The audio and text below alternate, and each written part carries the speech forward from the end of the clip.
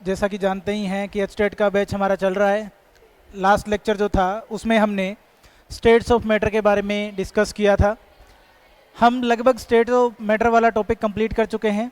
आज हम लोग करने वाले हैं उसके PYQs, previous year questions, plus कुछ इंपॉर्टेंट क्वेश्चंस जो मे बी पॉसिबिलिटी हो या जिससे हमारी प्रैक्टिस हो, जो आ सकते हैं और जिनसे हमारी प्रैक्टिस हो, ऐसे क्वेश्चन हमें करने हैं जिनमें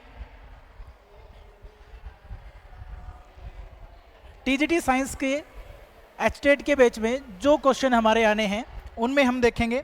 सबसे पहला जो क्वेश्चन है साथियों, सबसे पहला जो क्वेश्चन है हमारे पास वो क्या है? सबसे पहला जो क्वेश्चन है वो है कि which of the following are also considered to be the state of matter. HTET 2022 का क्वेश्चन है, एचटेट 2022 में आया हुआ क्वेश्चन है TGT साइंस के एग्जाम में। क्वेश्चन क्या कहता है कि निम्नलिखित में से किसे पदार्थ की अवस्थाएं माना जाता है? इनमें से किसको कंसिडर करते हैं कि वो स्टेट्स ऑफ मैटर है? कौन कौन से हैं उनके बारे में बात करते हैं साथियों। देखते हैं क्या है। सबसे पहला जो ऑप्शन है वो है हमारे पास प्लाज्मा स्टेट। प्लाज्मा स्टेट ये बिल्कुल सही है, ये फोर्थ स्टेट ऑफ मैटर है, यानी प्लाज्मा स्टेट। क्या है? Plasma state. प्लाज्मा जो है ये फोर्थ स्टेट ऑफ मैटर है। सॉलिड, लिक्विड और गैस के बाद प्लाज्मा में क्या होता है? आयनाइज्ड गैसेस होती हैं, ionised gaseous particles, ionised gaseous particles यानी हाई एनर्जी के गैसियस पार्टिकल्स जो आयनाइज्ड फॉर्म में रहते हैं उनको हम प्लाज्मा स्टेट कहते हैं। जैसे एग्जांपल इसका जो है वो क्या है? एग्जांपल है इसका फायर, यानी आग जो है वो प्लाज्मा स्टेट का एग्जांपल है। अब हमारे पास इसके अलावा और कौन कौन सी स्टेट्स हैं? इसके अलावा हमारे पास जो स्टेट्स ऑफ मैटर हैं वो है solid, liquid and gas. Solid, liquid, gas, उसके साथ हमारे पास है साथियों प्लाज्मा, और प्लाज्मा के अलावा जो लास्ट है वो है हमारे पास बोस आइंस्टाइन कंडेंसेट। क्या है? बोस आइंस्टाइन कंडेंसेट है, जिसको शॉर्ट फॉर्म में BEC कहा जाता है। जिसको शॉर्ट फॉर्म में क्या कहा जाता है? BEC कहा जाता है। अब अगर हम हमारा ऑप्शन देखें तो ऑप्शन नंबर 3 क्या है? BEC है। यानी कि इस क्वेश्चन में हमारे दो ऑप्शन आ जाते हैं, पहला प्लाज्मा वाला, दूसरा BEC वाला।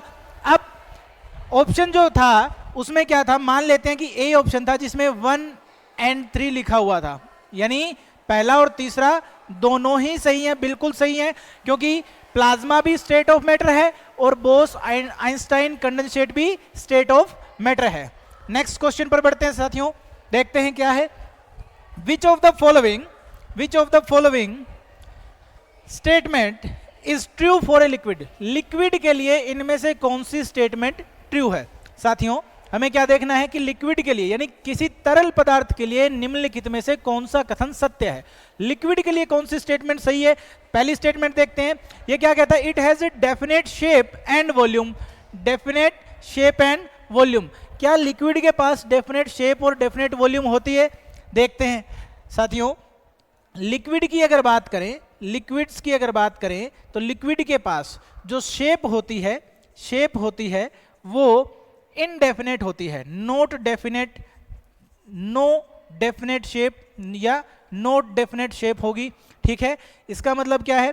अब अगर वॉल्यूम की अगर बात करें तो लिक्विड्स के पास वॉल्यूम जो होती है वो फिक्स या फिर डेफिनेट होती है, यानी डेफिनेट वॉल्यूम या फिर फिक्स वॉल्यूम होती है लिक्विड के पास। यानी अगर लिक्विड की बात की जाए तो उसकी जो बेसिक प्रॉपर्टी वो क्या है? शेप जो होती है लिक्विड की फिक्स नहीं होती, डेफिनेट नहीं होती। इसका मतलब क्या है कि लिक्विड को जिस टाइप के वेसल में डाल दिया जाएगा वो उसी की शेप को एक्वायर कर लेगा। ठीक है, जैसे लोटे में डाल दो, लोटे के जैसा पानी दिखाई देता है, ग्लास में डालोगे ग्लास की जैसी शेप एक्वायर कर लेगा, यानी जो शेप है वो फिक्स नहीं है। तो हमारा जो पहला ऑप्शन है वो क्या कह रहा है?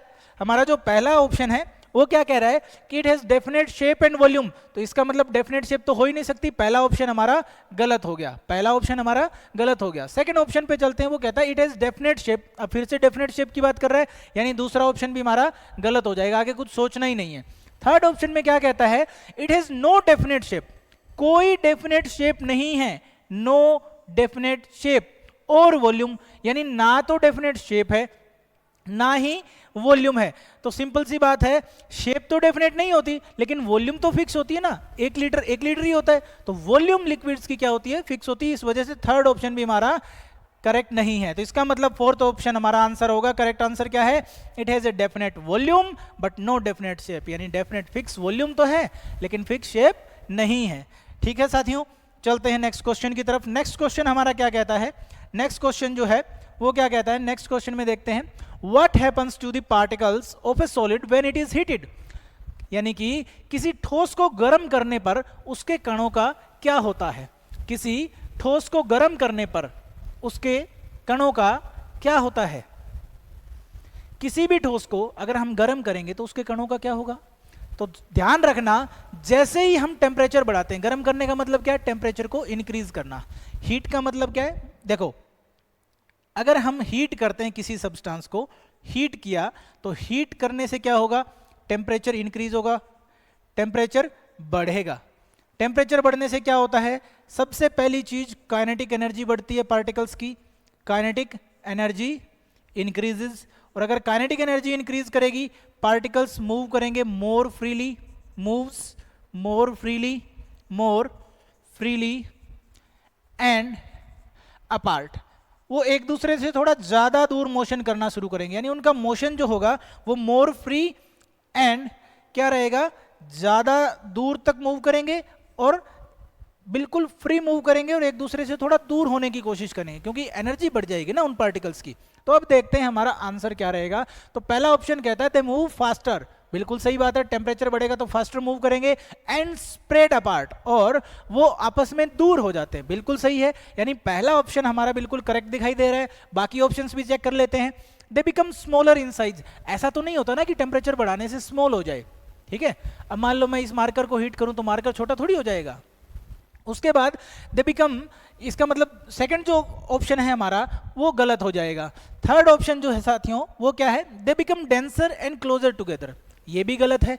ना तो वो नजदीक आते, क्योंकि जब मोशन बढ़ेगा पार्टिकल्स का, एनर्जी बढ़ेगी तो वो एक दूसरे से दूर जाने की कोशिश करेंगे, नजदीक तो पहले से ही है सॉलिड में, ठीक है।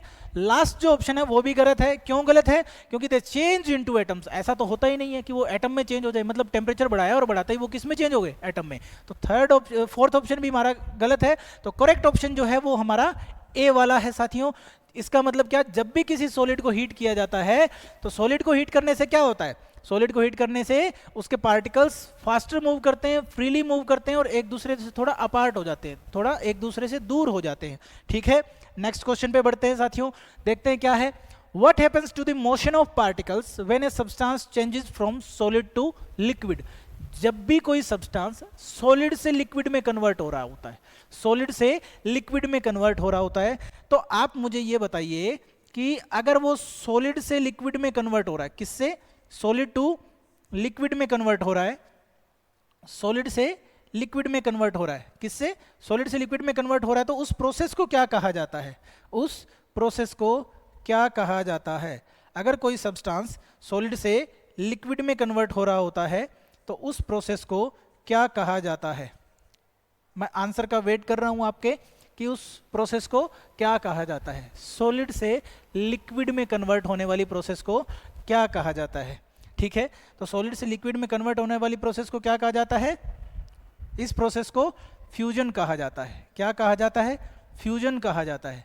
क्या कहा जाता है भाई, फ्यूजन कहा जाता है, ठीक है, सही से लिख देते हैं, फ्यूजन कहा जाता है, FUSION, फ्यूजन, ठीक है। इस प्रोसेस को क्या कहा जाता है, फ्यूजन कहा जाता है, यानी सॉलिड से लिक्विड में कन्वर्ट होना, किसमें, सॉलिड से लिक्विड में कन्वर्ट होना। तो देखते हैं कौन सा ऑप्शन है कि उन जब सॉलिड से लिक्विड में कन्वर्ट होते हैं तो पार्टिकल्स पे क्या असर पड़ता है, देखते हैं। The motion of particle increases, सही बात है, जब सॉलिड से लिक्विड में कन्वर्ट होगा, सॉलिड के बीच में फोर्स ऑफ अट्रैक्शन क्या होता है, मैक्सिमम होता है, और जब वो लिक्विड में कन्वर्ट हो जाएगा तो लिक्विड के पार्टिकल्स में जो फोर्स ऑफ अट्रैक्शन होता है वो सॉलिड के मुकाबले क्या होता है, कम होता है। इस वजह से जो पार्टिकल का मोशन होगा वो बढ़ जाएगा, तो पार्टिकल जो मोशन ऑफ पार्टिकल है वो इंक्रीज हो जाएगा। पहला ऑप्शन बिल्कुल करेक्ट है। सेकंड ऑप्शन देख लेते हैं, सेकंड ऑप्शन में क्या कहता है, सेकंड ऑप्शन में हमसे कह रहा है कि जो पार्टिकल्स का मोशन है, जो पार्टिकल्स का मोशन है वो क्या हो जाएगा, डिक्रीज हो जाएगा, तो ये तो बिल्कुल गलत बात है, ठीक है। नेक्स्ट क्या है, सी में क्या कहता है, the motion of particles remain same, यानी कणों का चलन वैसा ही रहता है। देखो कणों का जो चलन होता है ना वो बढ़ता है, सेम नहीं रहता, ठीक है, क्योंकि वो सॉलिड से किस में कन्वर्ट हुआ है, लिक्विड में कन्वर्ट हुआ है। तो तीसरा ऑप्शन भी गलत है। चौथा ऑप्शन क्या कहता है, the motion of particle stops, रुक जाता है, ऐसा तो होता ही नहीं, पार्टिकल कभी भी रेस्ट पे होते ही नहीं है, particle never being at rest. Particles के पास कुछ ना कुछ काइनेटिक एनर्जी अपनी होती है, यानी कुछ ना कुछ गतिज ऊर्जा उनके पास होती ही है, उस ऊर्जा की वजह से वो हमेशा एक कांस्टेंट मोशन में रहते हैं, ठीक है। तो इसका मतलब हमारा ऑप्शन कौन सा हो जाएगा, ऑप्शन नंबर ए, कणों का चलन बढ़ जाता है यानी मोशन ऑफ पार्टिकल्स इंक्रीजेस। अब नेक्स्ट क्वेश्चन पे चलते हैं। नेक्स्ट क्वेश्चन हमारा क्या है, नेक्स्ट क्वेश्चन ये है, what is the physical state of water at 100 degree Celsius, 100 degree Celsius पर पानी की अवस्था क्या है, भौतिक अवस्था की बात कर रहे हैं, फिजिकल स्टेट की बात कर रहे हैं, 100 डिग्री सेल्सियस पर फिजिकल स्टेट क्या है वाटर की।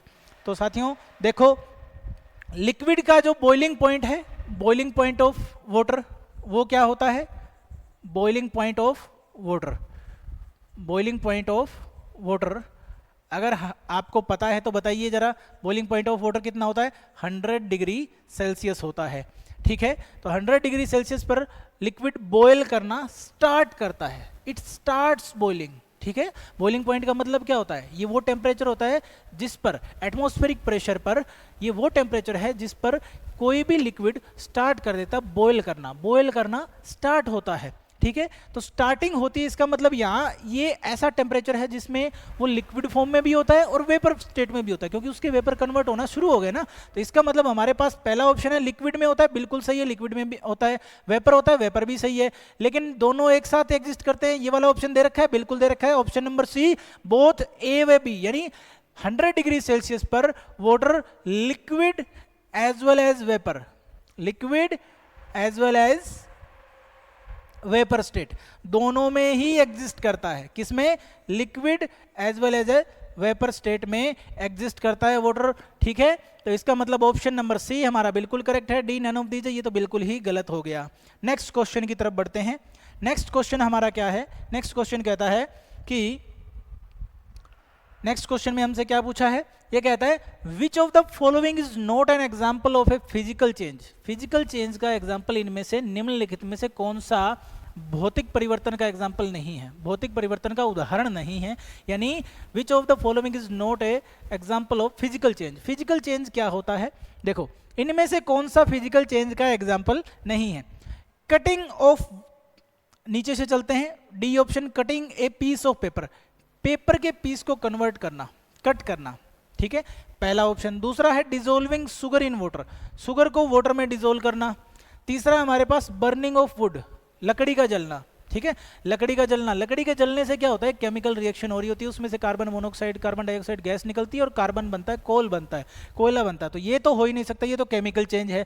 मेल्टिंग ऑफ आइस, ठीक है, उदाहरण नहीं, अच्छा हाँ नहीं है, note an example, sorry note an example पूछा है भाई, क्या पूछा है, नोट एन एग्जाम्पल पूछा है, तो बाकी सारे तो फिजिकल चेंज हैं, सिर्फ एक ही नहीं है, वो कौन सा है, वो कौन सा है भाई, हमारे पास बर्निंग ऑफ वुड, क्योंकि लकड़ी के जलने से क्या होता है, जब भी आप किसको बर्न करते हो, कार्बन है, लकड़ी कार्बन से बनी है, ऑक्सीजन की प्रेजेंस में बर्न करेगा, क्या बनेगा, CO2 गैस बनती है। तो जनरली मैं क्या कह रहा हूं कि लकड़ी जब बर्न करती है तो कार्बन डाइऑक्साइड या कार्बन मोनोऑक्साइड गैस निकलती है, इसका मतलब कोई केमिकल रिएक्शन हुई है, कोई नया सब्सटेंस प्रोड्यूस हुआ है। जब भी कोई नया पदार्थ बनता है इसका मतलब वो कैसा चेंज है, फिजिकल नहीं है, वो केमिकल चेंज है, यानी रासायनिक बदलाव है, रासायनिक परिवर्तन है, इसका मतलब ऑप्शन नंबर बी हमारा करेक्ट रहेगा। नेक्स्ट क्वेश्चन पे बढ़ते हैं। नेक्स्ट क्वेश्चन है, ए gas can be liquefied, A gas can be best liquefied, किसी भी गैस को लिक्विफाई करने का, यानी किसी भी गैस को द्रव्य में परिवर्तन करने का सबसे बढ़िया तरीका क्या है, सबसे बेस्ट मेथड क्या है, कैसे कर सकते हैं, देखते हैं। पहला ऑप्शन क्या बताता है, पहला ऑप्शन है हमारे पास by increasing the temperature, temperature को इंक्रीज करना। तो टेम्परेचर इंक्रीज करना जरूरी है क्या, बिल्कुल भी नहीं। टेम्परेचर इंक्रीज करोगे, टेम्परेचर अगर इंक्रीज करोगे तो गैस के पार्टिकल्स की जो काइनेटिक एनर्जी है वो इंक्रीज हो जाएगी। अगर वो काइनेटिक एनर्जी इंक्रीज हो जाती है साथियों, तो क्या होगा, गैस के पार्टिकल रैंडमली मूव करना शुरू कर देंगे, और अगर उसको लिक्विड में कन्वर्ट करना तो उनको तो नजदीक लाना है। जब भी टेम्परेचर इंक्रीज करोगे तो वो दूर दूर जाएंगे, इसका मतलब पहला ऑप्शन तो बिल्कुल गलत है। दूसरा ऑप्शन क्या कहता है, बाय लोअरिंग द प्रेशर, आप प्रेशर को कम कर दो, बिल्कुल गलत है। प्रेशर को आप कम करोगे तब भी क्या होगा, पार्टिकल्स एक दूसरे से दूर भागेंगे। इसका मतलब क्या, दूसरा ऑप्शन भी गलत है। तीसरा ऑप्शन क्या कहता है, ये बिल्कुल सही है, ये कहता है by increasing the pressure and reducing the temperature. तो जैसा हमने डिस्कस किया था कि लिक्विफिकेशन के लिए यानी कंप्रेशन या compressibility of gas, compressibility of gas, या फिर हम कह सकते हैं लिक्विफिकेशन, लिक्विफेक्शन ऑफ गैस। इसके लिए कंडीशन क्या जरूरी है, इसके लिए क्या कंडीशन जरूरी है, इसके लिए कंडीशन जरूरी है कि हाई तो आपका प्रेशर होना चाहिए, हाई प्रेशर होना चाहिए, एंड लो टेम्परेचर होना चाहिए। जितना हो सके टेम्परेचर लो रखें और प्रेशर को बढ़ा दें, यानी हाई प्रेशर लो टेम्परेचर जो है वो कंडीशन रहेगी। इसी की वजह से आपका सी ऑप्शन बिल्कुल सही हो जाएगा, ठीक है, इसी की वजह से सी ऑप्शन आपका बिल्कुल सही हो जाएगा। तो अगले क्वेश्चन पर चलते हैं। नेक्स्ट क्वेश्चन क्या कहता है, नेक्स्ट क्वेश्चन ये भी एचटेट 2022 का पूछा हुआ क्वेश्चन है। एचटेट 2022 टीजीटी वाले पेपर में आया हुआ है, टीजीटी साइंस में। तो इसमें क्या पूछा है, which one of the following set of phenomena would increase on raising the temperature. इनमें से कौन सा सेट ऑफ फिनोमिना है, यानी कई घटनाएं हैं, ठीक है, उनका एक सेट दिया है, उनमें से कौन सा टेम्परेचर के बढ़ाने पर इंक्रीज हो जाता है। यानी इसमें कई प्रोसेसेस दे रखी हैं, हमें बस वो सेट छांटना है जो टेम्परेचर इंक्रीज करने पर खुद इंक्रीज हो जाते हैं। तो पहला जो है वो है evaporation, solubility and compression of gases. ध्यान से देखो भाई, पहला जो ऑप्शन है हमारे पास, पहला जो ऑप्शन है वो क्या है, वो है इवेपोरेशन। तो इवेपोरेशन जो होता है वो टेम्परेचर के डायरेक्टली प्रोपोर्शनल होता है, ये हमें पता है। इवेपोरेशन टेम्परेचर के डायरेक्टली प्रोपोर्शनल होता है। अगर हम इवेपोरेशन की बात करें तो इवेपोरेशन क्या है, टेम्परेचर के डायरेक्टली प्रोपोर्शनल होता है। इसका मतलब वो तो टेम्परेचर बढ़ने के साथ बढ़ेगा। इवेपोरेशन डायरेक्टली प्रोपोर्शनल टू क्या है, टेम्परेचर होता है। Evaporation is directly proportional to temperature. अब अगर मैं बात करूं सेकंड की, दूसरा जो है वो है सोल्यूबिलिटी। अगर मैं बात कर रहा हूं सोल्यूबिलिटी की, तो सोल्यूबिलिटी घटती भी है टेम्परेचर इंक्रीज करने पर और बढ़ भी सकती है, डिपेंड करता है कि रिएक्शन एक्सोथर्मिक है कि एंडोथर्मिक है। तो इसका मतलब सोल्यूबिलिटी का कोई क्लियर व्यू नहीं है, इसका मतलब पहला ऑप्शन तो हमारे पास होगा ही नहीं। दूसरी बात है कंप्रेशन। तो अगर हम बात करें किसकी, कंप्रेशन की, तो कंप्रेशन जो होता है गैस का वो टेम्परेचर इंक्रीज कर, टेम्परेचर के इनवर्सली प्रोपोर्शनल होता है। कंप्रेशन क्या होता है, inversely proportional to the temperature होता है, इनवर्सली प्रोपोर्शनल होता है। यानी अगर टेम्परेचर बढ़ाओगे तो कंप्रेशन कम हो जाएगा, जबकि अगर घटाओगे टेम्परेचर तो कंप्रेशन बढ़ेगा, यानी गैस को इजीली कंप्रेस किया जा सकता है। लास्ट क्वेश्चन में ही हमने डिस्कस किया है कि कंडीशन क्या चाहिए, लो टेम्परेचर चाहिए। तो इसका मतलब पहला ऑप्शन हमारा गलत हो गया। तो सेकंड ऑप्शन की बात करते हैं। सेकंड ऑप्शन में क्या कह रहा है, सेकंड ऑप्शन को देख लेते हैं। Evaporation, diffusion and expansion of gases. Expansion बिल्कुल सही है, इवेपोरेशन डायरेक्टली प्रोपोर्शनल है, बिल्कुल ओके सही है। फिर एक्सपेंशन ऑफ गैस, तो एक्सपेंशन जो होता है वो डायरेक्टली प्रोपोर्शनल होता है किसके, टेम्परेचर के। Expansion of gas, expansion of gas क्या होता है, डायरेक्टली प्रोपोर्शनल होता है, डायरेक्टली प्रोपोर्शनल होता है किसके, टेम्परेचर के। यानी जैसे ही टेम्परेचर बढ़ाओगे गैस एक्सपेंड करना शुरू करेगी, जैसे ही टेम्परेचर बढ़ाओगे गैस एक्सपेंड हो जाएगी। इसका मतलब ये भी सही है, एक्सपेंशन ऑफ गैस इंक्रीज होता है। डिफ्यूजन क्या होता है, डिफ्यूजन होता है intermixing of particles with each other on its own, अपने आप उनका आपस में मिक्स होना डिफ्यूजन कहलाता है। डिफ्यूजन का मतलब क्या है, intermixing of particles on its own, वो अपने आप मिक्स होते हैं। तो जैसे ही टेम्परेचर बढ़ता है डिफ्यूजन भी बढ़ता है। क्यों, क्योंकि पार्टिकल्स की काइनेटिक एनर्जी बढ़ेगी, उनका रैंडम मोशन बढ़ेगा, उनका इंटरमिक्सिंग भी बढ़ जाएगा, उसके चांस बढ़ेंगे। यानी डिफ्यूजन भी क्या होता है, डायरेक्टली प्रोपोर्शनल है किसके, टेम्परेचर के। डिफ्यूजन जो है वो डायरेक्टली प्रोपोर्शनल है किसके, टेम्परेचर के। तो ये तीनों चीजें इसी ऑप्शन में करेक्ट हैं। इसका मतलब ऑप्शन नंबर बी हमारा सही है, सी गलत है, ठीक है, क्योंकि कंप्रेशन की बात आ जाती है और डी में फिर से कंप्रेशन की बात आ जाती है। डी और सी जो है हमारे उनमें कंप्रेशन है, इसीलिए वो गलत हो गए। और बी ऑप्शन जो है वो हमारा सही है, क्योंकि उसमें तीनों ही पॉइंट टिक हो रहे हैं। पहली बात, इवेपोरेशन डायरेक्टली प्रोपोर्शनल होता है टेम्परेचर के, तो मतलब टेम्परेचर बढ़ाओगे तो इवेपोरेशन बढ़ेगा। दूसरी बात, डिफ्यूजन भी डायरेक्टली प्रोपोर्शनल होता है टेम्परेचर के, अगर टेम्परेचर बढ़ाओगे तो डिफ्यूजन भी बढ़ेगा। तीसरा, expansion of gas, gas expand करती है, तभी तो गर्मियों में ना टायर बर्स्ट कर जाते हैं साधनों के, है ना। आपके पास गाड़ी है, गाड़ी का बाइक का टायर जो होता है ना, ज़्यादा गर्मी हो जाए तो बर्स्ट कर जाता है। ऐसा क्यों? क्योंकि उसके अंदर जो हवा भरी होती है उसमें गैस ही तो है, हवा तो गैस का मिक्सचर ही तो है, मिक्सचर ऑफ गैसेज ही तो है एयर। तो जैसे ही टेम्परेचर बढ़ता है वो पार्टिकल्स एक दूसरे से दूर जाने की कोशिश करते हैं, यानी एक्सपेंड होने की कोशिश करते हैं और टायर फट जाता है। ठीक है, वो इसी की एप्लीकेशन है। ठीक है, तो इसका मतलब हमारा ऑप्शन नंबर बी करेक्ट होगा। आगे चलते हैं। नेक्स्ट जो है वो क्या है, क्वेश्चन क्या कहता है, विच of the following has highest kinetic energy. इनमें से किसकी काइनेटिक एनर्जी क्या है, हाईएस्ट है। विच of the following has highest kinetic energy, इनमें से काइनेटिक एनर्जी किसकी हाईएस्ट है। देखो काइनेटिक एनर्जी हाईएस्ट किसकी होगी, हमारे पास पहला ऑप्शन दे रखा है ice eight 0 degree Celsius, particles of water at 0 degree Celsius. देखो तो आइस तो सॉलिड है, सॉलिड के पास काइनेटिक एनर्जी सबसे कम होती है, तो इसका मतलब ये तो ऑप्शन हो नहीं सकता, तो पहला तो वैसे ही गलत हो गया। दूसरे की बात करते हैं, particles of water at 0 degree Celsius. अब 0 डिग्री सेल्सियस पर पानी के जो पार्टिकल होते हैं ना वो आइस में कन्वर्ट होना शुरू हो जाते हैं, तो इनकी भी कम होती है काइनेटिक एनर्जी। फिर आता है particles of water at 100 degree Celsius, 100 degree Celsius पे बॉईल करना शुरू हो जाता है, तो इनकी आइस और वाटर से तो थोड़ी ज़्यादा होती है, 0 डिग्री सेल्सियस से ज़्यादा होती है। लेकिन चौथा ऑप्शन हमें दिया particles of steam eight 100 degree Celsius, तो भाप जो होता है, भाप यानी स्टीम जो होती है उसके अंदर ज़्यादा एनर्जी होती है as compare to water at the same temperature. इसका मतलब ऑप्शन नंबर 4 हमारा सही है, ऑप्शन नंबर डी हमारा सही है। इसका मतलब क्या है कि जो भाप होती है, जो स्टीम होती है, उसके पास सबसे ज़्यादा एनर्जी होती है at 100 degree Celsius. Next question की तरफ बढ़ते हैं। नेक्स्ट क्वेश्चन हमारा क्या है, नेक्स्ट क्वेश्चन है kinetic energy of molecule is directly proportional to, किसके डायरेक्टली प्रोपोर्शनल है। बहुत ही इजी क्वेश्चन है, kinetic energy of the molecule किसके डायरेक्टली प्रोपोर्शनल है, देख लेते हैं पहले। टेम्परेचर के, बिल्कुल सही बात है, टेम्परेचर के डायरेक्टली प्रोपोर्शनल होती है। क्या होती है, काइनेटिक एनर्जी, काइनेटिक एनर्जी अभी तक हम यही पढ़ते आए हैं, काइनेटिक एनर्जी जैसे ही आप टेम्परेचर इंक्रीज करते हो काइनेटिक एनर्जी बढ़ जाती है, यानी टेम्परेचर के क्या होती है, डायरेक्टली प्रोपोर्शनल होती है।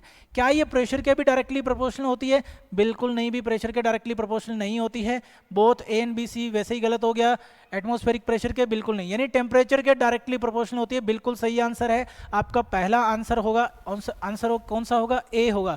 काइनेटिक एनर्जी किसके डायरेक्टली प्रोपोर्शनल होती है, काइनेटिक एनर्जी टेम्परेचर के डायरेक्टली प्रोपोर्शनल आपकी होती है।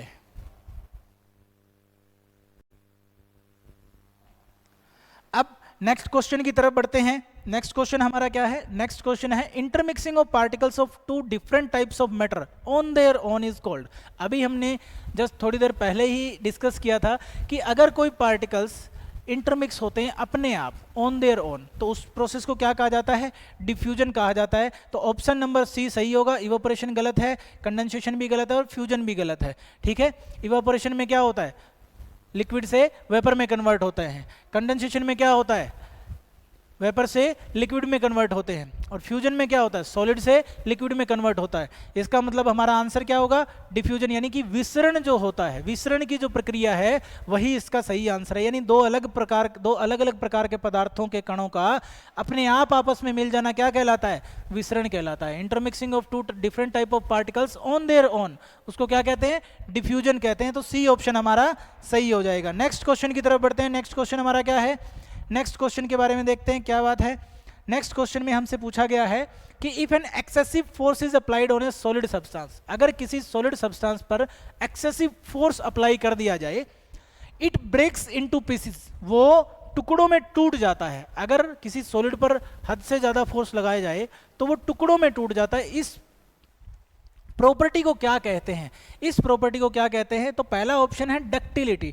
डक्टिलिटी नहीं कहते भाई, डक्टिलिटी का मतलब क्या होता है, उसको पीट के पतली शीट बना देंगे हम, पतले वायर में कन्वर्ट कर सकते हैं, या मेलिएबिलिटी मतलब पतली शीट बना सकते हैं। डक्टिलिटी का मतलब पतले वायर बना सकते हैं, पीट के पतला कर सकते हैं, ऐसा कह सकते हैं। तो डक्टिलिटी इसका ऑप्शन नहीं है भाई। फिर आता है फ्लूइडिटी, द्रव्यता, कोई मतलब ही नहीं बनता, कोई तुक ही नहीं बनता कि सॉलिड सब्सटेंस कि अगर एक्सेसिव फोर्स लगा दिया जाए तो वो टूट जाता है, टूटने पर द्रव थोड़ी बनता है। नेक्स्ट ऑप्शन आता है रिजिडिटी, ये बिल्कुल सही है भाई। थर्ड ऑप्शन जो है आपका, सी ऑप्शन जो है वो है रिजिडिटी।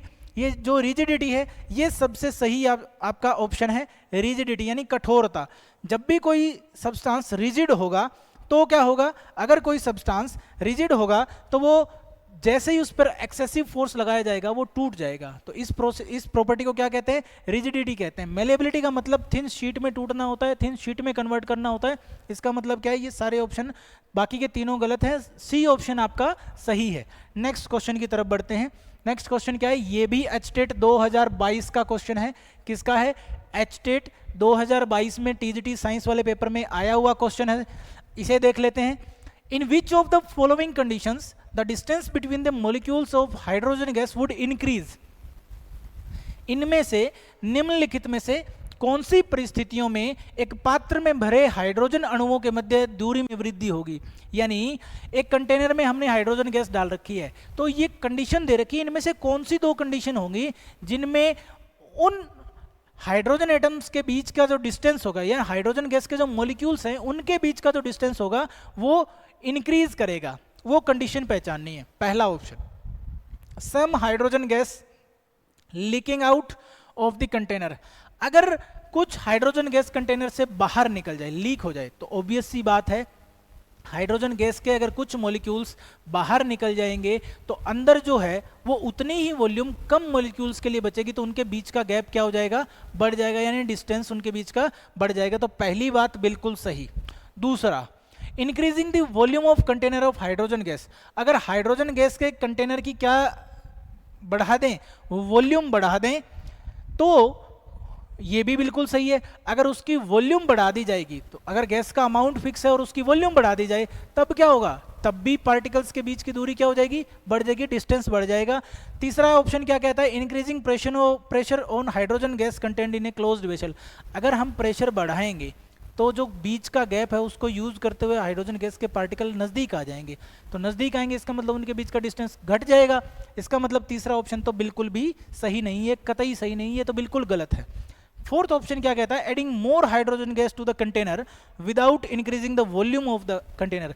बिना वॉल्यूम को इंक्रीज किए और ज्यादा गैस डाल दी जाए तो सेम वॉल्यूम में नंबर ऑफ पार्टिकल्स बढ़ जाएंगे, और अगर नंबर ऑफ पार्टिकल्स इंक्रीज हो जाएंगे तो इसका मतलब उनके बीच का डिस्टेंस क्या हो जाएगा? घट जाएगा। इसका मतलब पहले दो ऑप्शन हमारे सही हैं। तो जो आंसर आएगा हमारा, जो आंसर आएगा उसमें क्या आएगा? Both 1 and 2, both 1 and 2 correct answer रहेगा इस क्वेश्चन का। ठीक है, एचटेट 2022 का क्वेश्चन आया हुआ है। नेक्स्ट क्वेश्चन पर चलते हैं। नेक्स्ट क्वेश्चन क्या है? नेक्स्ट क्वेश्चन कहता है, ये पूछता है the rate of diffusion in liquids is. द्रव में विसरण की जो दर है, डिफ्यूजन की जो रेट है वो कैसी है? ये पूछता है। पहला ऑप्शन है हायर देन सॉलिड। बिल्कुल सही बात है, लिक्विड में डिफ्यूजन की जो रेट होती है वो हायर होती है सॉलिड से। ऐसा क्यों? क्योंकि उनके बीच में पार्टिकल्स के बीच में गैप ज़्यादा होता है। जिनके बीच में गैप जितना ज़्यादा होगा डिफ्यूजन की रेट उतनी ही हायर होगी। यानी रेट ऑफ डिफ्यूजन किस पे डिपेंड करती है? रेट ऑफ डिफ्यूजन, अगर हम बात करें रेट ऑफ डिफ्यूजन जो है वो डायरेक्टली प्रोपोर्शनल है। किसके डायरेक्टली प्रोपोर्शनल है? Gap between the particles. Gap between the particles यानी पार्टिकल्स के बीच के गैप पर डिपेंड करती है। गैप बिटवीन दी पार्टिकल्स, इसके ऊपर डिपेंड कर रही है क्या? आपकी रेट ऑफ डिफ्यूजन। तो पहला ऑप्शन आपका बिल्कुल सही है। दूसरा ऑप्शन भी देख लेते हैं, लेसर देन सॉलिड। बिल्कुल नहीं जी, सॉलिड से लेस तो होती ही नहीं है, तो ये तो गलत ही हो गया। तीसरा option equal to the solid, बिल्कुल नहीं, इक्वल भी नहीं होती, नन ऑफ दीज भी नहीं है। तो फर्स्ट ऑप्शन जो है आपका वो बिल्कुल करेक्ट है। इसका मतलब rate of diffusion directly proportional होती है गैप बिटवीन दी पार्टिकल्स। जितना ज्यादा गैप होगा पार्टिकल्स के बीच में उतनी ही रेट ऑफ डिफ्यूजन भी आपकी ज्यादा रहेगी। नेक्स्ट क्वेश्चन पे चलते हैं। नेक्स्ट क्वेश्चन क्या पूछता है आपसे? इसमें पूछा गया है कि the compressibility is highest in. संपीड्यता जो होती है यानी कंप्रेस करना किसी भी चीज को, कंप्रेसिबल सबसे ज्यादा कौन है, इसकी बात कर रहा है। सॉलिड, गैस और लिक्विड। डायमंड, डायमंड तो one of the hardest substance known है, तो ये तो कंप्रेस हो ही नहीं सकता। सॉलिड भी इनकंप्रेसिबल होते हैं, लिक्विड भी हाईली इनकंप्रेसिबल होते हैं। तो यानी ऑप्शन नंबर बी जो है वो आपका बिल्कुल सही है। यानी गैस जो होती हैं, gases are highly compressible. Gases are highly compressible in nature. Gases are highly compressible. Gas को कंप्रेस किया जा सकता है। रीजन क्यों? Because they have greater space और gap in between the particles, यानी पार्टिकल्स के बीच में जितना ज्यादा गैप रहेगा उतना ही कंप्रेसिबिलिटी भी ज्यादा होगी। तो गैसेस की कंप्रेसिबिलिटी सबसे ज्यादा होती है। ऑप्शन नंबर बी आपका सही रहेगा। नेक्स्ट क्वेश्चन पे चलते हैं। नेक्स्ट क्वेश्चन आपसे क्या पूछ रहा है? नेक्स्ट क्वेश्चन पूछ रहा है कि when A solid melts its temperature, temperature पे क्या इफेक्ट पड़ता है? जब भी कोई सॉलिड मेल्ट करता है तो उसके टेम्परेचर पे क्या इफेक्ट पड़ता है? तो सॉलिड अगर मेल्ट कर रहा होता है तो उसका टेम्परेचर इंक्रीज करता है? बिल्कुल नहीं। हमने इस बात को डिस्कस किया हुआ है। बी ऑप्शन आपका सही आएगा, ए गलत है। डिक्रीज भी नहीं करता, कोई इफेक्ट वाला ऑप्शन भी गलत है। आपका ऑप्शन नंबर बी सही है, यानी वही रहता है, यानी सेम रहता है। जब भी लिक्विड मेल्ट करना स्टार्ट करता है, यानी मेल्टिंग पॉइंट आने के बाद, when after reaching melting points, solid का टेम्परेचर जो है वो इंक्रीज नहीं करता। क्यों नहीं करता? क्योंकि जो लेटेंट हीट होती है वही यूज हो जाती है, इसीलिए जो सॉलिड का टेम्परेचर है वो इंक्रीज नहीं करता। यानी जो लेटेंट हीट के रूप में जो हीट है वो चली जाती है किसके अंदर? कंटेंट ऑफ दी बीकर के अंदर चली जाती है। इसीलिए जो टेम्परेचर जो है वो क्या रहता है? Remains same. जबकि हम हीट करते जा रहे हैं, जबकि हम क्या करते जा रहे हैं? हीट करते जा रहे हैं, लेकिन जो एक्स्ट्रा एनर्जी है वो लेटेंट हीट की फॉर्म में कंटेंट ऑफ बीकर में छुपी रहती है, इसीलिए टेम्परेचर वही रहता है। नेक्स्ट क्वेश्चन पे चलते हैं। नेक्स्ट क्वेश्चन जो है वो हमारा क्या है? नेक्स्ट क्वेश्चन में ये बात है, क्या पूछा गया है? The heat energy that is hidden into the contents of the beaker is known as, अभी अभी बताया आपको कि ऐसी एनर्जी, हीट एनर्जी जो बीकर के कंटेंट में छुपी हुई होती है उसको गुप्त ऊर्जा भी कहते हैं। वो होती है आपकी लेटेंट हीट। उसको क्या कहते हैं साथियों? लेटेंट हीट कहते हैं। ऑप्शन नंबर सी गलत है। लेटिस एंथैल्पी नहीं होती, क्योंकि लेटिस एंथैल्पी का मतलब क्या होता है? लेटिस एंथैल्पी का मतलब क्या होता है? 1 मोल आयनिक बॉन्ड, 1 मोल आयनिक बॉन्ड को अपने गैसियस एटम में, गैसियस आयंस में तोड़ने के लिए जितनी एनर्जी की जरूरत पड़ती है किसी क्रिस्टल लेटिस में, वो लेटिस एंथैल्पी कहलाती है। ये तो है ही नहीं। बॉन्ड एंथैल्पी का मतलब होता है 1 मोल बॉन्ड को तोड़ने के लिए जितनी एनर्जी चाहिए वो आपकी बॉन्ड एंथैल्पी है। फ्यूजन टेम्परेचर तो बिल्कुल भी नहीं हो सकता। तो ऑप्शन नंबर सी आपका बिल्कुल सही है। इसको बोलते हैं लेटेंट हीट, अव्यक्त ऊर्जा, अव्यक्त गर्मी या गुप्त ऊष्मा भी इसको कहा जाता है। नेक्स्ट क्वेश्चन पे चलते हैं। नेक्स्ट क्वेश्चन क्या कहता है? नेक्स्ट क्वेश्चन आपसे ये पूछ रहा है कि उबलना क्या है, बॉइलिंग क्या है? क्या ये एक सरफेस फिनोमिना है, क्या ये वॉल फिनोमिना है, या फिर ये बल्क फिनोमिना है? जैसे इवोपरेशन एक सरफेस फिनोमिना है, ठीक है, क्योंकि सरफेस से पार्टिकल्स इवोपरेट होते रहते हैं। जैसे ही सरफेस वाले पार्टिकल इवोपरेट हुए, नए पार्टिकल सरफेस पे आ जाते हैं, फिर वो काइनेटिक एनर्जी हाई होती है उनकी, फिर वो चले जाते हैं। तो इवोपरेशन एक सरफेस फिनोमिना है। उबलना क्या है? तो बॉइलिंग एक बल्क फिनोमिना है। बॉइलिंग क्या है? एक बल्क फिनोमिना है। बॉइलिंग क्या है? एक बल्क फिनोमिना है। तो इसका आंसर क्या रहेगा? करेक्ट ऑप्शन रहेगा सी, boiling is a bulk phenomena. अब सरफेस फिनोमिना तो है नहीं, क्योंकि बॉयल जब करते हैं, वाटर जब बॉयल होता है तो कंप्लीट वाटर बॉयल होता है, ना कि सिर्फ सरफेस वाले। हम हीट एनर्जी नीचे से दे रहे होते हैं तो वो सरफेस पे से बॉयल थोड़ी होता है, वो तो अंदर से बॉयल हो रहा होता है, यानी बल्क फिनोमिना है। बल्क का मतलब क्या होता है? कि जो पार्टिकल्स अंदर हैं, अंदर है बिल्कुल। ये मान लो लिक्विड की सरफेस है, इसके अंदर वाले पार्टिकल बल्क पार्टिकल कहलाते हैं। तो बल्क फिनोमिना है, बल्क, ठीक है। तो बॉइलिंग क्या है? बल्क फिनोमिना है। इवोपरेशन क्या है? सरफेस फिनोमिना है, ठीक है। वॉल फिनोमिना भी नहीं होता। नन ऑफ दिस तो बिल्कुल ही गलत है। तो सी ऑप्शन आपका सही रहेगा। बॉइलिंग क्या है? एक बल्क फिनोमिना है। नेक्स्ट क्वेश्चन पे बढ़ते हैं। नेक्स्ट क्वेश्चन क्या है? नेक्स्ट क्वेश्चन आपसे पूछता है कि the phenomenon of change of liquid into vapours, liquid का वेपर में चेंज होना एट एनी टेम्परेचर, किसी भी टेम्परेचर पर, बिलो इट्स बॉइलिंग पॉइंट, उसके बॉइलिंग पॉइंट से पहले क्या कहलाता है? तो ये सीधी सी बात है, ये डेफिनेशन है किसकी? इवेपोरेशन की। ऑप्शन नंबर सी सही है। बॉइलिंग के लिए तो टेम्परेचर क्या होता है? फिक्स टेम्परेचर होता है। यहाँ एनी टेम्परेचर है। एनी टेम्परेचर का मतलब कोई भी टेम्परेचर हो सकता है, और वो भी बॉइलिंग पॉइंट से नीचे। तो बॉइलिंग पॉइंट तो बॉइलिंग टेम्परेचर तो सीधा ही गलत हो गया। मेल्टिंग है हो ही नहीं सकता, सब्लिमेशन भी नहीं हो सकता।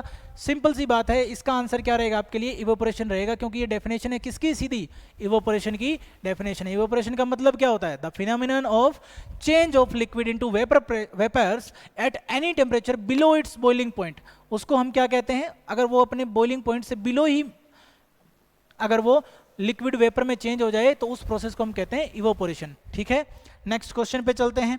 नेक्स्ट क्वेश्चन जो है हमारा लास्ट क्वेश्चन है भाई आज का। लास्ट क्वेश्चन के बारे में डिस्कस करते हैं। क्वेश्चन क्या कह रहा है, evaporation of water occurs at. अब ये आरआरबी 2021 का क्वेश्चन है, आरआरबी में पूछा गया है, ठीक है। क्वेश्चन क्या है, evaporation of water occurs at, कहाँ होता है, जल का वाष्पीकरण कहाँ होता है।